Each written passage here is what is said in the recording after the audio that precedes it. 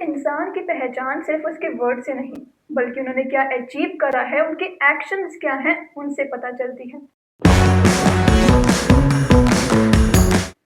नमस्कार दोस्तों, आप सभी जुड़ चुके हैं नुपुर जैन के साथ और आज हमारे साथ एक इंस्पायरिंग, एक स्ट्रॉन्ग पर्सनालिटी है पलक गुप्ता। पलक गुप्ता ने अपनी लाइफ में बहुत कुछ अचीव करा है। डिबेटिंग, एंकरिंग, एकेडमिक्स, ये इतनी सारी मल्टीपल फील्ड्स को संभालती हैं, इन चीज़ों में पार्टिसिपेट करती हैं। स्कूल से लेकर कॉलेज तक इनका बहुत नाम हो चुका है। एक ये स्ट्रॉन्ग पर्सनालिटी है। तो बिना किसी डिले के मैं पलक गुप्ता का इंट्रोडक्शन लेना चाहूंगी। हेलो। वैसे मेरा नाम पल्लव गुप्ता है और आपने तारीफ कुछ ज़्यादा ही कर दी। मैंने एक्चुअली में इतना कुछ अचीव नहीं करा, बस मेरे को जो जो अपॉर्चुनिटीज़ मिली मैंने उसको ग्रैब करना सीखा और मैं आगे बढ़ती चली गई। स्कूलिंग मैंने वैसे दो स्कूल मैंने चेंज करे थे। एक मैंने जो मेरा जूनियर स्कूल था, लाइक जो सिर्फ सेकेंडरी लेवल तक था, वो मैंने डीप मॉडल स्कूल से करा था, जो कि मेरे घर के पास ही था। वहाँ पे ज़्यादा रिसोर्सेज अवेलेबल नहीं थे, इसलिए मैं अपने आप को इतना निखार नहीं पाई। वहाँ पे बहुत सारी चीज़ों की कमी थी, बट स्टिल वो स्कूल बहुत अच्छा था। एकेडमिकली मैंने वहाँ पे बहुत सारी चीज़ें प्रॉस्पर करी एंड मैं आगे बढ़ती गई। उसके बाद मैंने अपनी स्कूलिंग, जो सेकेंडरी स्कूलिंग थी, वो Rama Krishna senior secondary school से करी। वहाँ पे बहुत सारी अपॉर्चुनिटीज़ मुझे मिली। इनफैक्ट मेरी टीचर थी एक इंग्लिश की, वो मुझे हमेशा बोलती थी कि तुम बहुत अच्छी स्पीकर बनोगी। और हालाँकि मेरा कोई ऐसा इंटेंशन नहीं था कि मैं लाइक अभी जो मैं कर रही हूँ मास कम्युनिकेशन, मैं उस फील्ड में आऊँ। मुझे नहीं पता, पता नहीं, कहते हैं ना, जहाँ जो लिखा होता है वो वैसे ही मिलता है। तो मेरा भी यही था कि मुझे जस्ट किसी ने सजेस्ट करा कि आपकी स्पीकिंग स्किल्स बहुत अच्छी है, तो आप यहाँ पे आ सकते हो। तो इसलिए मैंने लाइक ये कोर्स चुना मास कॉम का। वैसे मैंने जो अपनी हायर एजुकेशन है सीनियर सेकेंडरी की, उसमें मैंने मेडिकल साइंस ली थी। सिक्स्थ क्लास से मेरा बस एक ही एम था कि मैं एक न्यूरो सर्जन बनूं, लाइक डॉक्टर, जो कि और पढ़ाई करती रहूं। एमबीबीएस बहुत बड़ा सपना था, but still due to some reason वो सपना सपना ही रह गया, वो पूरा नहीं हो पाया। बट स्टिल मैंने हार नहीं मानी, मैं आगे बढ़ती रही और करती रही और आज मैं इस मुकाम पे हूँ। हमने तो आपके बहुत चर्चे सुने कि आप कभी हार नहीं मानती हैं और इसीलिए आप इस स्टेज पर हैं। तो जैसे आपने बताया कि आप बीजेएमसी कर रही हैं, हम्म। तो बीजेएमसी का एक्सपीरियंस क्या रहा है आपका अभी तक? देखो, एक्सपीरियंस तो बहुत अच्छा है। मेरे कॉलेज वालों ने मुझे बहुत ज़्यादा एक्सपोज़र दिया है और बहुत सारी चीज़ें ऐसी हैं जिन्हों जो उन्होंने मुझे सामने से खुद समझा कि हाँ, पलक काबिल है, पलक लायक है, और मुझे अपॉर्च्युनिटीज़ दी है। मेरी टीचर्स, मैं आज भी कहूँगी, आज भी वो बिल्कुल नहीं कतराती। कोई भी चीज़ हो, सबसे पहला नाम मेरा ही लेती हैं कि पलक गुप्ता।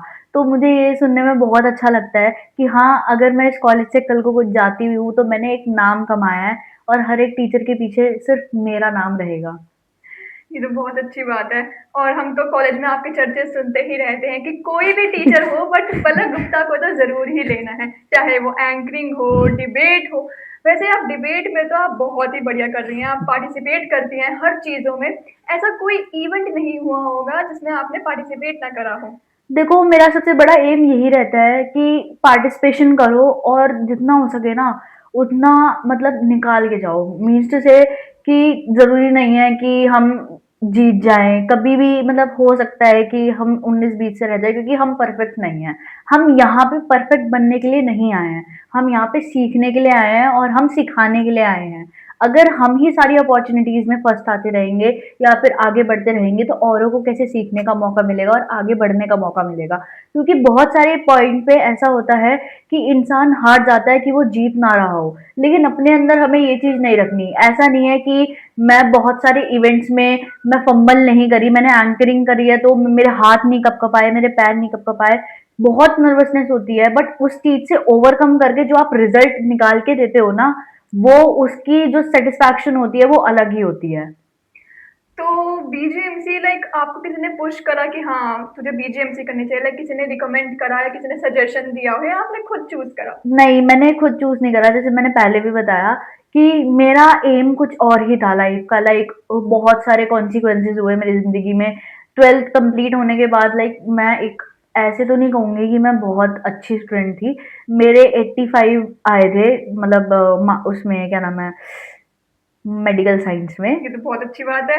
मतलब नॉर्मल जो स्टूडेंट्स होते हैं वो मेडिकल, कॉमर्स जैसे स्ट्रीम लेकर लाइक बहुत कुछ अचीव कर लेते हैं, बट आप कह बट रही हैं कि मैंने इतना नहीं करा है। हाँ, but to be very honest 85 अगर हम कहें तो ये मेडिकल फील्ड में कुछ भी नहीं है, बिकॉज अगर आपको एक अच्छा कॉलेज आपको प्रॉस्पर करना है, अच्छा कॉलेज आपको एडमिशन लेना है, उसमें आपको नीट निकालना पड़ेगा जो कि बहुत ज़्यादा डिफिकल्ट है, और ऊपर से जो जनरल कैटेगरी है उनका तो दर्द अलग ही है, तो मैं उनमें से एक ही थी, तो इसलिए थोड़ा सा इस वजह से भी। और सेकेंडली फाइनेंशियली भी कह सकते हैं कि मेरे पेरेंट्स इतने सस्टेन नहीं थे कि वो मुझे बाहर भेजे, बिकॉज ऑब्वियसली वो होता है ना, तुम्हारी फैमिली में अगर तुम्हारा सिबलिंग है तो पेरेंट्स को दोनों तरफ देखना पड़ता है। अगर उनकी जगह मैं भी होती तो वो सेम सिचुएशन मुझे भी लानी पड़ती, मुझे अपने मतलब दूसरे बच्चे को भी देखना पड़ता ऑब्वियसली। तो इसलिए मैं थोड़ा इस वजह से भी पीछे रह गई, वरना जो मेडिकल साइंस है आपकी, मतलब एमबीबीएस, वो आगे जाके आपको रशिया में, मतलब बाहर कंट्री में भी आप दे सकते थे, और उसमें उसका बट एक क्राइटेरिया था कि अगर आप 6 साल या 5 साल अपनी एमबीबीएस वहाँ पे कंप्लीट कर लेते हैं, उसके बाद आपको इंडिया में फिर से आना पड़ेगा एंड एग्जाम एग्जाम देना पड़ेगा, उसी की वजह से आप आगे मेडिकल फील्ड में अपना करियर बना सकते हैं और डॉक्टर यहाँ पे बन सकते हैं। बट अब ये चीज और हो गई थी नीट में। टू बी वेरी ऑनेस्ट, मैंने 2 बार अटेम्प्ट करा, बट कुछ हाथ नहीं आया। फर्स्ट टाइम में मेरे लाइक इतने गंदे नंबर आए थे, मैं क्या बताऊं। मैंने 12th क्लास पास करी थी और उसी के बाद जस्ट मैंने नीट दिया था। एक्चुअली हमारे साथ होता ये है कि जो नीट और इंजीनियरिंग वाले बच्चे होते हैं, वो साथ ही साथ में 12th 11th 12th के साथ लाइक अपनी आगे की पढ़ाई करते हैं, लाइक एंट्रेंस एग्जाम की पढ़ाई करते हैं, जैसे कि मैंने करा था। तो मैंने भी नीट के लिए पढ़ाई ही करी थी, बट कुछ वहाँ पे निकल के नहीं आया लाइक रिजल्ट इतना। और मैं शायद एस टी ओबीसी कैटेगरी से नहीं थी, इस वजह से भी कह सकते हैं कि हम नहीं ये तो बहुत निकल बड़ी गए। दिक्कत होती है आज के टाइम में। हाँ, एस टी ओबीसी की दिक्कत अलग ही है अभी। हालांकि रिजर्वेशन जो है, इसके बेसिस पे ना हम लड़ रहे हैं, अभी भी लड़ते आ रहे हैं, लड़ाई चलती रहेगी, लेकिन वो उनको जो रिजर्वेशन प्रोसेस है वो कभी चेंज नहीं हो सकता, तो उस वजह से थोड़ा नहीं हो पाया था। फर्स्ट टाइम मेरे 263 नंबर आए थे, जिसमें मैं बहुत ज़्यादा डिसहार्टेन भी हुई थी, मुझे बहुत बुरा लगा था कि ऐसा क्यों हो गया। उसके बाद मैं बहुत ज़्यादा डिमोटिवेट फील मैंने करा, लेकिन स्टिल उसके बाद मैंने दोबारा करा कि मैं दोबारा चांस लूँ और एक और बार नीट दूँ, जिसकी वजह से मैंने 1 साल और लगाया, मेहनत करी, लेकिन फिर भी नंबर इतने अच्छे नहीं थे। 500 तक मैंने टच करा, बट उसके आगे नहीं कर पाई। तो मैंने सोचा कि मैं अब फील्ड को ही स्विच कर लेती हूँ, बिकॉज अगर होता तो आ ही जाता। मैंने बहुत मेहनत करी और आई रियली डोंट वांट कि मैं अपने साल बर्बाद करूँ आगे जाके भी, क्योंकि कुछ ना कुछ करना ही था, ऊपर से फैमिली प्रेशर। और सबसे बड़ी बात ये होती है, जब आपकी फैमिली के अंदर 2 सिस्टर हो ना, आप और आपसे छोटा सिबलिंग, तो सबसे ज़्यादा प्रेशर आपके ऊपर ही होता है कि हाँ, हमारे बच्चे को जल्दी से कुछ ना कुछ करना है। तो पेरेंट्स की एक्सपेक्टेशंस और ज़्यादा बढ़ जाती है, तो इसलिए उसी को अकॉर्डिंग वर्क करना होता है। ये तो सच ही है। लाइक कहते हैं ना कि अगर भगवान जी आपकी किस्मत में कुछ लिख दें तो वो तो होके ही रहता है। अब आपकी किस्मत में मास कम्युनिकेशन कोर्स था और ये कॉलेज था, तो यही आपको मिला। जी। तो मास कम्युनिकेशन जैसे आपने कोर्स चूज करा है, तो आपने उसमें अभी तक क्या क्या अचीव करा है? मैंने अचीवमेंट देखो ऐसे ऐसे गिन तो नहीं रखी, बट हाँ, इन्फिनिटी वाली है आपकी अचीवमेंट तो। नहीं, इन्फिनिटी नहीं है, बट स्टिल मैं अभी भी सीख रही हूँ, मैं कर रही हूँ, मैं लगी हुई हूँ। और मैं चाहती हूँ कि लाइक मैं ना जब इस कॉलेज से निकलूँ तो मेरे पास ना कोई रिग्रेट ना रहे कि इसने ये नहीं करा। बहुत सारे बच्चे सोचते हैं कि कॉलेज आके क्या ही मिलेगा, फिर कॉलेज आके बंक कर लेते हैं, मस्ती कर लेते हैं। हाँ ठीक है, मस्ती अपनी अपनी तरफ है, बट द थिंग इज कि आपको अगर अपनी आइडेंटिटी बनानी है, अगर अपनी इमेज क्रिएट करनी है अपने फैकल्टी मेंबर्स या टीचर्स के सामने, तो आपको अपनी प्रेजेंस दिखानी पड़ेगी। सबसे बड़ा गोल यही होना चाहिए कि आपको अपनी प्रेजेंस दिखानी है। उसी प्रेजेंस से टीचर आपको परखते हैं और वो आपको ऑब्जर्व करते हैं, और उसी प्रेजेंस के बेसिस पे वो जज करते हैं और आपको अपॉर्चुनिटी देते हैं। तो ऐसे ही मैं लाइक बहुत रेगुलर थी अपने कॉलेज में, लाइक अभी भी हूँ रेगुलर। तो मैं कंटिन्यूसली आती हूँ, लेक्चर्स अटेंड करती हूँ, ऊपर से कोई भी इवेंट होता है, कोई भी इवेंट, चाहे मेरे डिपार्टमेंट का हो चाहे किसी और डिपार्टमेंट का हो, पार्टिसिपेट जरूर करना है। चाहे हारो चाहे जीतो, बस पार्टिसिपेट करना है। बिकॉज क्या है, एक तो आपकी आइडेंटिटी क्रिएट होती है, बाहर के डिपार्टमेंट में भी आइडेंटिटी क्रिएट होती है। हमारे कॉलेज में अगर कोई सोसाइटी है, ड्रामेटिक सोसाइटी है या कोई सी भी सोसाइटी है, म्यूजिक सोसाइटी है, डांस सोसाइटी है, रेडियो सोसाइटी है, फोटोग्राफी सोसाइटी है, तो हमें उसमें एक ना एक में तो पार्ट लेना चाहिए। बिकॉज ये क्या है, ये हमारी एक्स्ट्रा को करिकुलर एक्टिविटी का पार्ट है, जिससे क्या है हम ही स्ट्रांग बनते हैं। आपको मैं बताती हूँ, हमें अपनी लाइफ में ना सबसे ज्यादा एक लाइक कह सकते हैं कि एक अचीवमेंट है, वो जो अचीवमेंट होती है उसी के बेसिस पे हमें वर्क करना चाहिए। तो हमने ना हमारी ज़िंदगी में एक रूल फ़ॉलो करना चाहिए। देखो, जो मैं पर्सनली जो रूल फ़ॉलो करती हूँ, मैं उसके बारे में बताती हूँ। मैं अपनी लाइफ़ में हमेशा कभी भी कोई अपॉर्च्युनिटी आती है, तो उसको कैसे ग्रास्प करना है, उसको कैसे गेन करना है, मैं हमेशा एक रूल फ़ॉलो करती हूँ, मूवर्स रूल। आप कभी भी मैनिफेस्टेशन करते हो, आपको हमेशा मैनिफेस्टेशन नहीं करनी, उसके ऊपर हार्ड वर्क भी करना उतना ही ज़रूरी होता है, जितना आप मैनिफेस्टेशन करते हो। तो मेरी ज़िंदगी का एक ही रूल है, मूवर्स रूल। जब भी कोई अपॉर्च्युनिटी मिले, मूवर्स रूल लगाओ। मूवर्स रूल क्या होता है?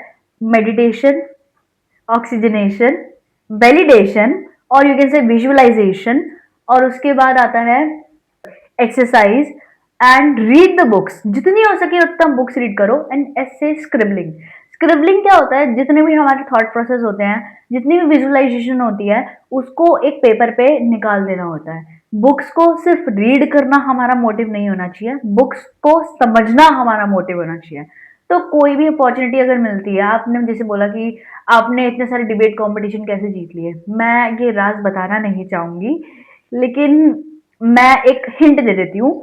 मैंने सबसे पहले ये मूवर्स रूल लगाया, मैं, और जिसमें एक एग्जाम्पल सबसे बड़ा यही है कि रीड द बुक्स। बुक्स को जितना रीड करोगे, जितना ऑथर्स को स्क्रॉल करोगे, जितना नॉलेज लोगे, उतना ही आपको नॉलेज मिलेगी और उतना ही आप नॉलेज ओरिएंटेड बनोगे। आपकी नॉलेज एक्सपेंशन उतनी ही होगी। तो और उसके अकॉर्डिंग मैं वर्क करती हूँ, और सो रिजल्ट होता है कि मैं डिबेट कंपटीशन जीत जाती हूँ। बिकॉज डिबेट के अंदर हमारा सबसे बड़ी चीज ये होती है फैक्ट्स। अगर आपके पास ट्रू फैक्ट्स हैं, तो आप नंबर वन डिबेट में आ सकते हो। और आपका वैसे और भी क्राइटेरिया होते हैं जिसके बेसिस पे आपको जज किया जाता है। जैसे कि आप ले सकते हैं आपका बोलने का स्टाइल, आपकी आर्टिकुलेशन, वॉइस मॉड्यूलेशन, ये भी बहुत सारी चीजें मायने रखती हैं। और इसके अलावा सबसे ज्यादा जो होते हैं वो आपके फैक्ट्स और आपकी इन्फॉर्मेशन होती है। आपकी इन्फॉर्मेशन जितनी वैलिड है, उतना ही इंपॉर्टेंट आपका जो कॉन्सेप्ट है वो बन जाएगा, उतनी इंपॉर्टेंट स्क्रिप्ट बन जाएगी, और जिस तरह से इंपॉर्टेंट आपकी स्क्रिप्ट बनेगी, उसी तरह से आपकी वैलिडेशन कंसीडर हो जाएगी। वेल, हमारी ऑडियंस को इस चीज़ की तो बहुत ज़रूरत थी, movers rule, right? Mover rule तो एक्चुअली मुझे भी अपनी लाइफ में इम्प्लीमेंट करने की बहुत ज़रूरत है, क्योंकि मैं ऐसे ही रट्टा-वट्टा मार लेती हूँ और बस। देखो, रट्टा मारने से ना कुछ नहीं होने वाला। रट्टा मारने से वो चीज आपके माइंड के अंदर एक दिन रहेगी, 2 दिन रहेगी।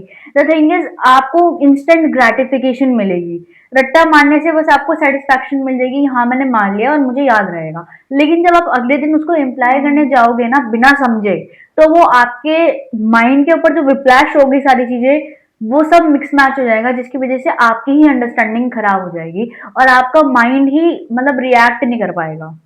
एक्चुअली ऐसे कुछ ऑडियंस हैं जो लाइक मोटिवेट नहीं हो पाती हैं।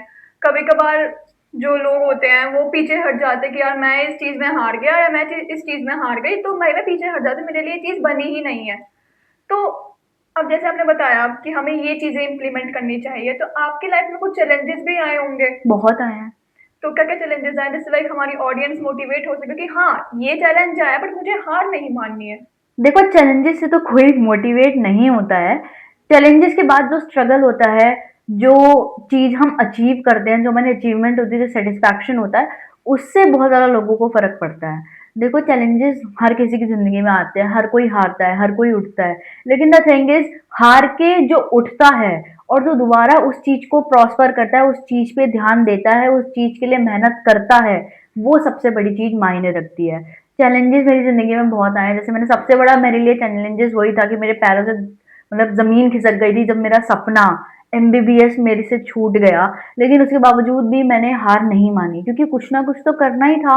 और जो जिस तरह से मुझे गाइडेंस मिली, मुझे अब ऐसा लगता है कि मैं इस फील्ड में आके बहुत खुश हूँ, क्योंकि मैं कर पा रही हूँ। और मुझे ऐसा लगता है, पहले मुझे बहुत डिमोटिवेशन होती थी कि नहीं यार, मैं एक सीधा एकदम मेडिकल फील्ड से उठ के मास कॉम की फील्ड में, क्या कोई रिलेशन नहीं बनता, ना कुछ है, ये तो नॉर्मल। सबसे बड़ा ये होता है कि हमारे ना दिमाग के अंदर एक कीड़ा होता है, वो अगर बैठ गया डीमोटिवेशन का कीड़ा होता है।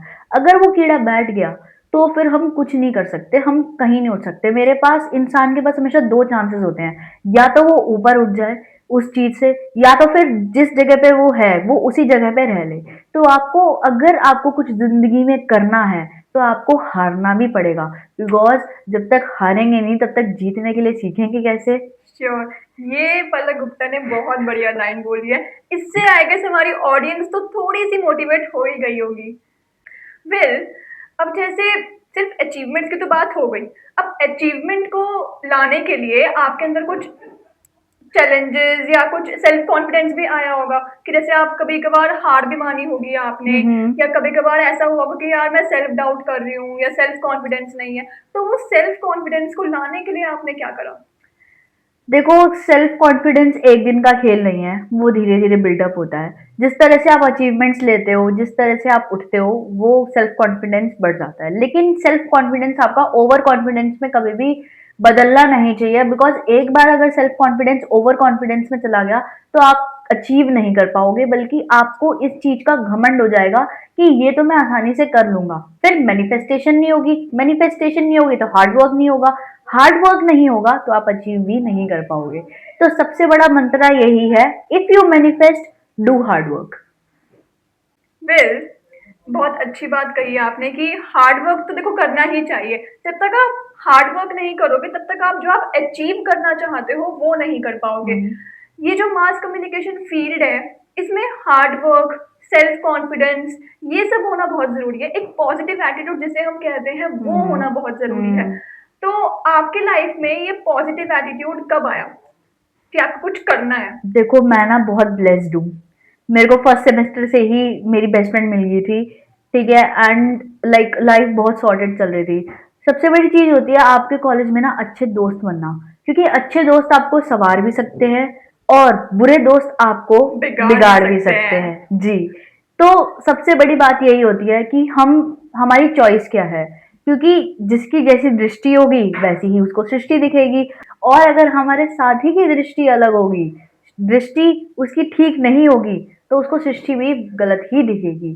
तो सबसे बड़ी ये होती है कि सबसे बड़ी चीज़ यही है कि अच्छे दोस्त बनाने चाहिए, जो हमें खुद तो आगे चले, लेकिन हमें भी आगे लेके चले। तो मेरे को बिल्कुल टच वुड वैसा ही दोस्त मिल गया था, ठीक है? जो मुझे आगे लेके चलता था और हमेशा लाइक अभी भी है, अभी भी मैं उसके कनेक्शन में हूँ और ऑब्वियसली आगे भी रहूँगी। तो सबसे बड़ी चीज़ यही है कि आपके लिए एक अच्छा दोस्त होना बहुत ज़रूरी है, क्योंकि वो आपको पंप अप रखेगा, वो आपको मोटिवेटेड रखेगा, वो आपकी हर लाइक अगर आप कुछ किसी भी चीज़ को लेके आप अपना दुःख सुनाओगे, या फिर कहते हैं ना कि जेनज़ीज़ वर्ड में कि अपना रोना सुनाओगे, तो वो सुन लेगा।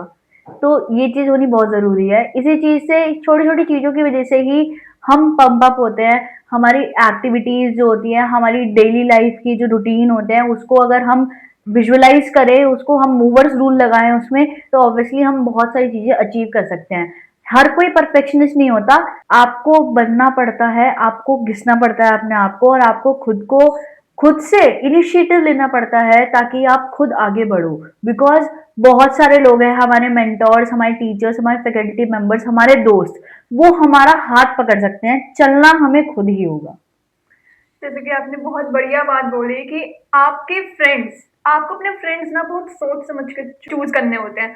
अगर आपके फ्रेंड आपको सही राह दिखा रहे हैं तो आप सही राह पर चल सकते हो, बट अगर आपका फ्रेंड आपको डाइवर्ट कर रहा है कि यार तू ये चीज मत कर, या तू ये चीज मत कर, चल मजे करते हैं, चल कॉलेज है यार, कॉलेज लाइफ जी ले, तो वो चीज भी आई गेस ठीक नहीं होती है। अगर आपको कुछ अचीव करना है तो आपकी लाइफ में कोई ऐसा दोस्त तो जरूर होना चाहिए जो आपको सही राह भी दिखाए और आपको मज़े भी करवाए कि हाँ, ट्रू, ट्रू। ठीक है। तो मैं आपसे ये पूछना चाहूँगी कि आपने बहुत कुछ ऑब्वियसली अचीव करा है। आप कॉलेज लाइफ में बहुत आगे बढ़ रहे हो, हुँ, हुँ। अपनी एक स्ट्रॉन्ग प्रेज़ेंस बना रहे हो। तो आपकी कोई इंस्पिरेशन भी रहा होगा कि आप जिससे इंस्पायर हो रहे हो, whether professional inspiration, social inspiration और फैमिली इंस्पिरेशन, बहुत सारे इंस्पिरेशंस होते हैं। तो आप किससे इंस्पायर होती हैं? मेरे लिए ना हर कोई इंस्पिरेशन है। मैं हर किसी से इंस्पिरेशन लेती हूँ। बाहर अगर कोई कूड़ा उठाने वाला भी होगा ना, मैं उससे भी इंस्पिरेशन लूँगी। क्यों? क्योंकि आप खुद देखो कि कोई ऐसे प्रेफ़र नहीं करेगा कि वो ऐसी गंदगी में काम करे या फिर ऐसी गंदी जगह पे काम करे, गंदी चीज़ के लिए काम करे, सफाई के लिए काम करे, ठीक है? क्योंकि वहाँ पे गंदगी हो सकती है, जहाँ पे बहुत सारी डिज़ीज़ेज़ जैसे डायरिया, मलेरिया, अनगिनती एन नंबर ऑफ डिज़ीज़ेज़ हो सकती है, लेकिन फिर भी वो इंसान क्यों काम कर रहा है? वो अपनी फैमिली के लिए काम कर रहा है। क्यों? क्योंकि उसे अपनी फैमिली को पालना है, अपनी फैमिली को देखना है। इसलिए वो एक सोर्स ऑफ इनकम है, इसलिए उसे वो काम करना पड़ रहा है। मेरे लिए एक जो बच्चा होता है, जो टॉडलर कहते हैं ना जिसे, जो धीरे-धीरे चलता है, उठता है, गिरता है, फिर चलता है, फिर उठता है, धीरे-धीरे उसके जो छोटे-छोटे कदम रखता है, वो भी मेरे लिए इंस्पिरेशन है। मेरे लिए एक जो वृद्ध महिला है या वृद्ध मनुष्य है, वो भी मेरे लिए बहुत ज़्यादा इंस्पिरेशन है। वो किस तरह से रोज़ अपने लिए, अपने खुद को एक दिन और बढ़ाने के लिए अपने जीवन का वो जाते हैं, वो पार्क जाते हैं, वो एक्सरसाइज़ करते हैं, वो आगे बढ़ते हैं। तो मेरे लिए वो भी एक बहुत बड़ी इंस्पिरेशन है। इनफैक्ट मेरे लिए इंस्पिरेशन ये माइक भी है, बिकॉज़ ये मुझे बोलने का मौका दे रहा है और ये मुझे बार-बार उत्साहित कर रहा है कि मैं इसके सामने बोलूँ। तो मेरे लिए हर कोई इंस्पिरेशन है। ये तो बहुत बढ़िया बात बोली आपने कि हर कोई आपका इंस्पिरेशन होना चाहिए। अगर आप किसी से इंस्पायर हो रहे हो तो वो बहुत बढ़िया बात है क्योंकि उसी से ही आप आगे बढ़ पाते हो। किसी का कोई रोल मॉडल, कोई फैमिली होती है, कोई एक प्रोफेशनल पर्सन होता है, बट आपके इंस्पिरेशन सब हैं।